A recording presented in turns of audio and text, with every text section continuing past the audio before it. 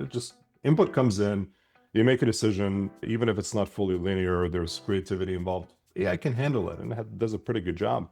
Most of the failure is human and operational, which we'll talk about, right?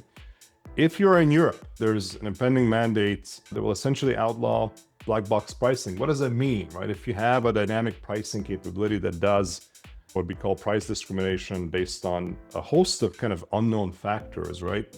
Either explicit or implicit, they're actually thinking about outlawing it and making explainability a key sort of core component of your pricing strategy, which is really interesting, and it certainly has implications for a lot of e-commerce players that use that today.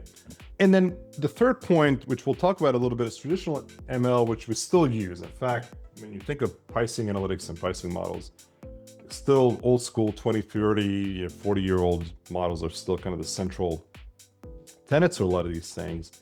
They're just going to become insufficient. And in fact, I would argue that today they're insufficient for a lot of things, especially for B2C companies, right? But you have to think about things like causal machine learning, right? Or causal AI, if you want to stick with the AI theme, right? You have to think about reinforcement learning to make your models better all the time. You have to think about agentic AI for workflow automation, right? So as you think about what it means for pricing and RGM to be augmented through the use of AI, these are the core concepts that you have to think about, right?